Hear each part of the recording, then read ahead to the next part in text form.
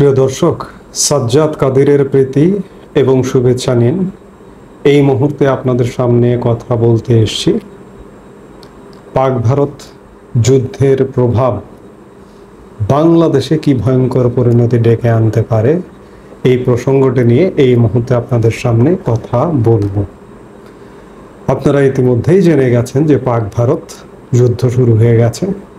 গতকাল মধ্যরাতে পাকিস্তানের 9টি জায়গা, বিশেষ করে জঙ্গি ঘাঁটি, 9টি জঙ্গি ঘাঁটিকে ভারত গুড়িয়ে দিয়েছে। ভারত পাকিস্তানকে, বিশেষ করে জঙ্গি উত্থানকে শায়েস্তা করতে চাইছে। শায়েস্তা করাই উচিত। আমি নিজেও মনে করি যে এটি করা উচিত, কারণ জঙ্গিবাদ আমাদের এই অঞ্চলের শান্তি শৃঙ্খলা বিনষ্ট করছে। আমি ভারতের এই পদক্ষেপকে স্বাগত জানাই, যদিও বা যুদ্ধ চায় না, শান্তি চায়। যুদ্ধ কারো মঙ্গল বয়ে আনে না।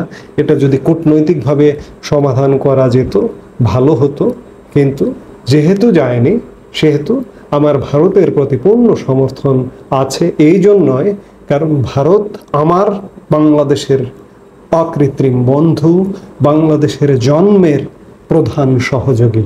সেই জায়গায় ভারতের যে কোনো পদক্ষেপের প্রতি আমার অগাধ বিশ্বাস, অগাধ আস্থা আছে, কারণ আমি যুক্তিতেই মুক্তি এই কথাটা বিশ্বাস করি।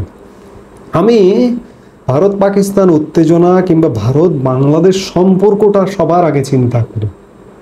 আমি কদিন আগে এই চ্যানেলে একটা ভিডিও দিয়েছিলাম যে ধূর্ত শিয়ালের উদাহরণ টেনে, যে লেজ কাটা শিয়াল। ইতিমধ্যে পাকিস্তান গত 9 মাসের বাংলাদেশে আওয়ামী লীগ সরকার চলে যাবার পরে গত 9 মাসের বাংলাদেশে ভারতের সাথে বাংলাদেশের সম্পর্কটা একদম তলানিতে নামিয়ে ফেলতে সক্ষম হয়েছে। পাকিস্তানের সাথে ভারতের সম্পর্ক চরম খারাপ। ভারতের সাথে আমি ওই যে লেজ কাটা শিয়ালের কথা যদি বলি, পাকিস্তানের লেজটা কাটা, বাংলাদেশেরও লেজটা কেটে ফেলতে ইতিমধ্যে সক্ষম হয়েছে। কিন্তু বাস্তবতা হচ্ছে বাংলাদেশ এবং পাকিস্তান দুটোর সম্পূর্ণ ভিন্ন প্রেক্ষাপট। যদিও পাকিস্তানও বর্ডার কান্ট্রি ভারতের সাথে, বাংলাদেশও, কিন্তু ভারত বাংলাদেশ নানাভাবে সম্পর্কযুক্ত।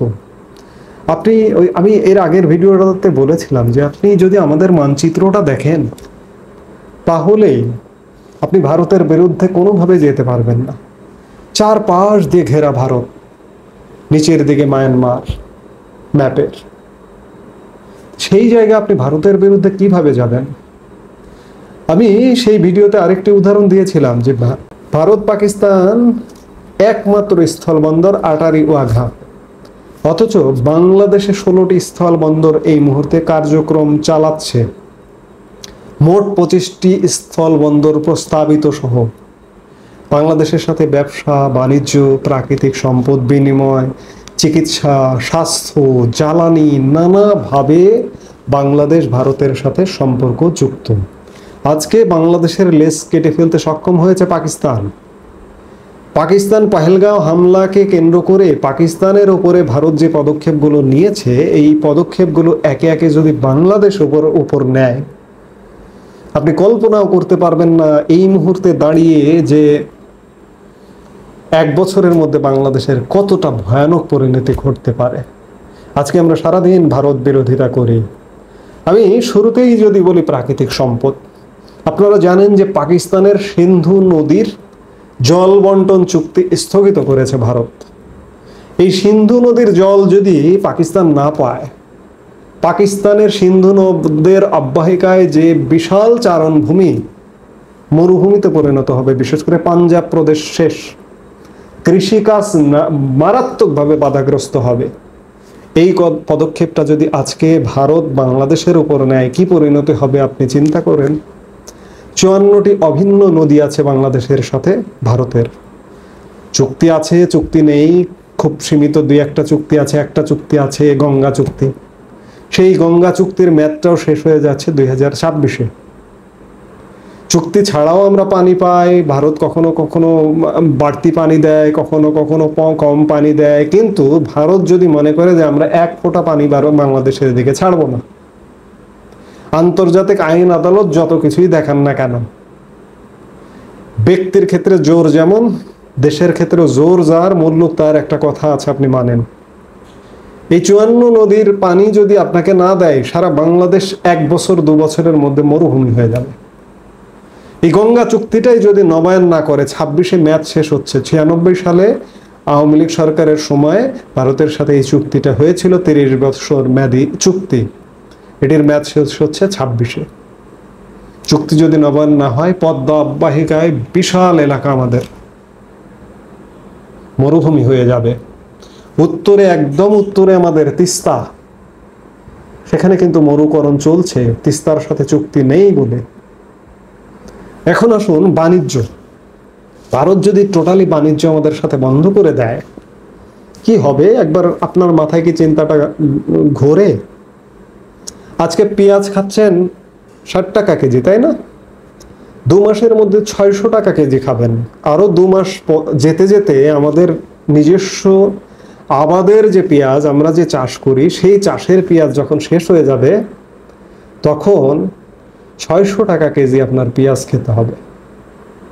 এটি তো একটি পণ্যের কথা বললাম, এরকম অসংখ্য পণ্য আছে, নিত্য পণ্য। আপনার ব্যবসা বাণিজ্য বন্ধ হয়ে গেলে, 16টি বর্ডার যদি বন্ধ হয়ে যায়, আপনার টেক্সটাইল, আপনার গার্মেন্টস অলমোস্ট বন্ধ হয়ে যাবে। আমি ভারত নিয়ে, ভারতের পক্ষে কেন কথা বলি? ভারতের প্রতি আমার প্রথম দুর্বলতা আমার স্বাধীনতা, আমার মুক্তিযুদ্ধ এনে দেওয়া, আমার মুক্তির স্বাদ দেওয়া। আর দ্বিতীয় দুর্বলতা হচ্ছে আমি স্বয়ংসম্পূর্ণ নয়, আমি বাংলাদেশ, 18 কোটি জনসংখ্যার দেশ, আমাকে নির্ভর করতেই হবে এবং যৌক্তিক কারণ নির্ভর করতে হবে। আমি ভারতের উপর নির্ভরশীল। আমি অতি দ্রুততার সাথে ভারত থেকে যে কোনো পণ্য প্রয়োজন হলে আমি আনতে পারি। আমার গার্মেন্টসের তুলা, আমার টেক্সটাইলের তুলা সুতা দিয়ে আমার টেক্সটাইল মিল বাঁচিয়ে রেখেছে ভারত। আমার প্রধান রপ্তানি পণ্য গার্মেন্টস, এই গার্মেন্টস ভারতীয় তুলা সুতায় উপর নির্ভরশীল। আজকে যদি ভারত বাণিজ্য বন্ধ করে দেয়, আমার টেক্সটাইল গার্মেন্টস সব বন্ধ হয়ে যাবে, 50%-এর বেশি বন্ধ হয়ে যাবে। দূর দেশ থেকে আমদানি করে 50%ও আপনি চালাতে পারবেন না, হয়তো 30% চালিয়ে রাখতে পারেন। উন্নয়ন অংশীদার, অবকাঠামো অংশীদার, আমাদের এখানে নানা রকম বিনিয়োগ আছে, সড়কে বিনিয়োগ আছে, রেলে বিনিয়োগ আছে, নানা রকম উন্নয়ন অবকাঠামোতে বিনিয়োগ আছে। ইতিমধ্যে এগুলো স্থগিত করেছে, কিছু চলমান প্রকল্প ছিল সেগুলো স্থগিত করেছে। ভারতের সাথে আমাদের জ্বালানি শক্তির সম্পর্ক আছে। এই যে আমরা যে বিদ্যুৎ, বাংলাদেশের টোটাল চাহিদার ভারতের একটি মাত্র কোম্পানি আদানি বাংলাদেশের টোটাল চাহিদার 10% বিদ্যুৎ সরবরাহ করছে। এই আদানি যদি বিদ্যুৎ সরবরাহ বন্ধ করে, বাংলাদেশ কিন্তু অন্ধকারে। এবং আদানির চুক্তি নিয়ে গত 9 মাসে অনেক জল ঘোলা করা হয়েছে, কিন্তু বাংলাদেশের সর্বোচ্চ আদালত বলেছে যে আদানির চুক্তি সঠিক ছিল, যথাযথ নিয়ম মেনেই আদানির সাথে চুক্তি করা হয়েছে। গতকালকে India.com-এ দেখলাম যে বিপুল পরিমাণ আর্থিক বকেয়ার কারণে আদানি যে কোনো সময় বিদ্যুৎ বন্ধ করে দিতে পারে। ত্রিপুরা থেকে আমাদের কিছু বিদ্যুৎ আসে, আমাদের ভারত থেকে ডিজেল আসে, পাইপলাইনে ডিজেল আসে উত্তরবঙ্গের পার্বতীপুরে। সেই ডিজেল যদি, এই যে আমাদের শুষ্ক মৌসুম, এই যে আমাদের চাষবাসের সময় ডিজেল যদি বন্ধ করে দেয়, আমাদের চাষবাস, আমাদের ডিজেল ইঞ্জিন দিয়ে যে পানির পাম্প চলে বন্ধ হয়ে যাবে, পরিবহন বন্ধ হয়ে যাবে, আমরা জ্বালানি সংকটে পড়ব। ইতিমধ্যে আমরা চিকিৎসা সংকটে পড়ে গেছি। চিকিৎসা, ভারতের সাথে আমাদের সব ধরনের ভিসা এক প্রকার বন্ধ, কিন্তু শুধুমাত্র নামমাত্র চিকিৎসা এবং শিক্ষার্থী ভিসা চালু আছে, কিন্তু সেগুলো নামমাত্র। চিকিৎসা ভিসা অ্যাপ্লিকেশন করলেও খুব কম সংখ্যক সেটি দেওয়া হয়, যার কারণে বাংলাদেশের বিপুল সংখ্যক জনসংখ্যা জনগোষ্ঠী চিকিৎসা সেবা থেকে বঞ্চিত হচ্ছেন। যে বা যিনি ভুক্তভোগী তিনি বোঝেন। আপনি ভারত বিরোধিতা ভারত বয়কট করে আপনি লাফাচ্ছেন, কিন্তু যার অসুস্থতা তিনি বোঝেন। আমি আরেকটি গুরুত্বপূর্ণ কথা বলবো যে পাকিস্তানের সাথে ভারতের আকাশ সীমা পাকিস্তানের জন্য ভারত বন্ধ করে দিয়েছে। পাকিস্তানও সেটি করেছে। পাকিস্তান ভারতের ম্যাপটা দেখবেন যে এক পাশে 3300 কিলোমিটার বর্ডার ভারত পাকিস্তানের এক পাশ দিয়ে, কিন্তু বাংলাদেশের ম্যাপটা আপনি দেখুন চারপাশ দিয়ে ঘেরা। ভারত যদি আপনার আকাশ সীমা বন্ধ করে দেয় আপনি ভয়ঙ্কর বিপদে পড়ে যাবেন। এবং আরও উদ্বেগের বিষয়, আমাদের সীমান্ত হচ্ছে ভারত আর মিয়ানমার।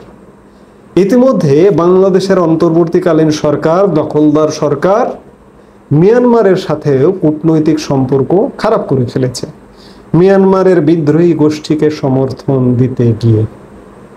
মিয়ানমারের সাথে ভারতের সম্পর্ক চমৎকার, মিয়ানমার সরকারের সাথে, কারণ মিয়ানমারে ভারতের খুব বড় ধরনের বিনিয়োগ আছে। মিয়ানমারের রাখাইন রাজ্যের সিতুয়াতে রাজধানী, রাখাইন রাজ্যের সিতুয়াতে ভারতের গভীর সমুদ্র বন্দর আছে। এছাড়া কূটনৈতিকভাবে অত্যন্ত খুব ভালো সম্পর্কের একটা দু দেশের। সেই ভারত যদি মিয়ানমারকে বলে, কিংবা মিয়ানমারও যদি চিন্তা করে যে ভারত আকাশ সীমা বন্ধ করে দিয়েছে, আমিও আকাশ সীমা বন্ধ করে দেব, আপনি কোথায় যাবেন? আপনি বাংলাদেশ থেকে উড়াল দিয়ে কোথায় যাবেন? এই যে দখলদার সরকারের যারা আছেন, পাকিস্তানপন্থী যে সরকারটি বর্তমানে, আপনি পালিয়ে যাবেন? আপনি কিন্তু পালিয়েও যেতে পারবেন না।